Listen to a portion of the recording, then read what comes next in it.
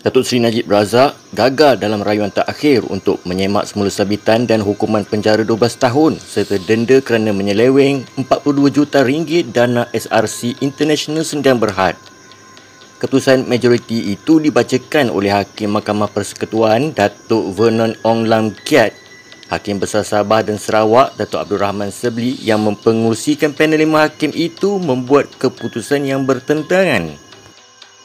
Najib, 69 tahun yang kini menjalani hukuman penjara 12 tahun itu di penjara Kajang memohon untuk membatalkan keputusan yang dibuat oleh panel 5 Hakim Mahkamah Persekutuan yang diketuai Ketua Hakim Negara Tun Tengku Maimun Tuan Mat pada 23 Ogos tahun lepas.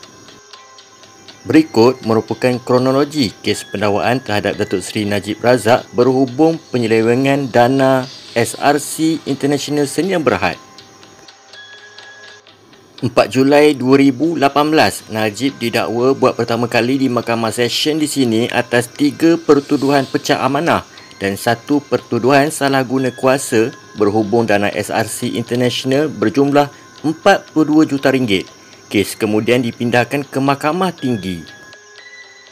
8 Ogos 2018, Najib didakwa di Mahkamah Tinggi atas 3 pertuduhan penggubahan wang haram melibatkan dana sama iaitu RM42 juta daripada SRC International yang merupakan hasil kegiatan haram.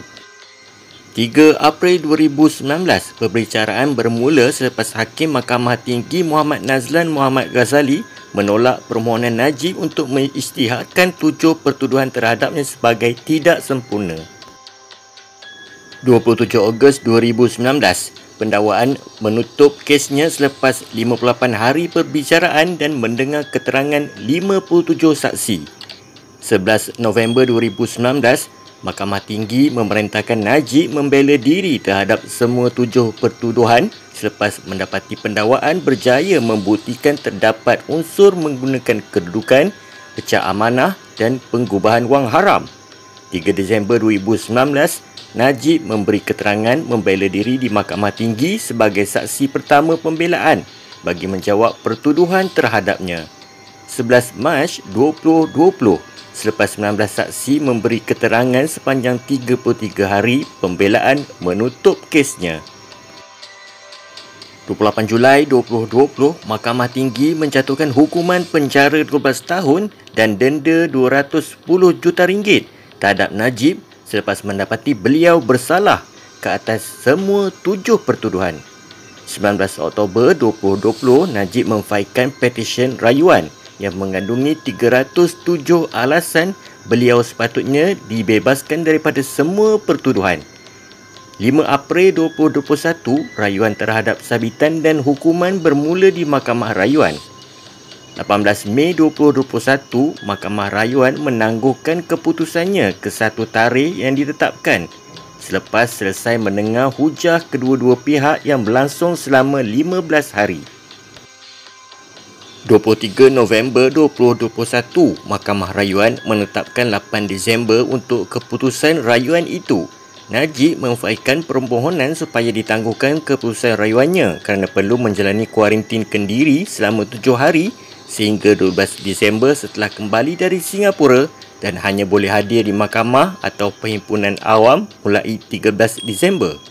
24 November 2021, Mahkamah Rayuan menolak permohonan Najib untuk menangguhkan tarikh keputusan rayuannya. 2 Disember 2021, Najib memfailkan permohonan di Mahkamah Rayuan supaya membenarkan bukti baru dikemukakan dalam rayuannya, termasuk daripada Ketua Pusuruhjaya Suruhanjaya Pencegahan Rasuah Malaysia SPRM, Datuk Seri Azam Baki. 3 Disember 2021, Mahkamah Rayuan menetapkan 7 Disember untuk mendengar permohonan memasukkan bukti baru. 7 Disember 2021, Mahkamah menolak permohonan Najib untuk menangguhkan prosiding permohonannya dan keputusan rayuan yang ditetapkan pada 8 Disember berikutan peguam pasukan pembelaan menjadi kontak kasual dengan individu yang disahkan positif COVID-19. 8 Disember 2021, keputusan rayuan Najib dijalankan secara dalam talian kerana Najib dan peguamnya menjalani kuarantin. Pada hari yang sama, Najib memfailkan rayuan di Mahkamah Persekutuan. 7 Januari 2022, Najib memohon Mahkamah Persekutuan mendengar rayuannya bagi mengemukakan bukti baru dalam kes SRC terlebih dahulu. 25 Januari 2022, firma guaman Tetuan Syafiee & Co telah menyerahkan surat 6 halaman kepada Sekretariat Ketua Hakim Negara Tun Tengku Maimun Tuan Mat mengenai hasrat Najib untuk melantik peguam diraja dari UK, United Kingdom, bagi membantu bekas Perdana Menteri itu dalam isu rumit dan persoalan undang-undang dalam rayuan kes SRC International beliau di Mahkamah Persekutuan. 2 Mac 2022, Mahkamah Persekutuan menolak permohonan Najib untuk mengosongkan tarikh pendengaran rayuan kes itu susulan dakwaan terdapat bukti baru dalam usaha beliau untuk mengenepikan sabitan dalam kes SRC International yang dijadualkan pada 15 dan 16 Mac. 16 Mac 2022, Najib gagal buat kali kedua untuk mengemukakan bukti baru dalam rayuan kes SRC International. 11 April 2022, Najib melalui Tetuan Syafiee & Co memohon lanjutan masa selewat-lewatnya 25 April untuk memfailkan petisyen rayuan. 25 April 2022, Najib memfailkan petisyen rayuan dan mengemukakan 94 alasan mengapa beliau harus dibebaskan daripada pertuduhan dalam kes SRC International. 29 April 2022, Mahkamah Persekutuan menetapkan 10 hari pada Ogos untuk mendengar rayuan Najib terhadap sabitan dan hukuman penjara bagi kesalahan menyeleweng RM42 juta dana SRC International.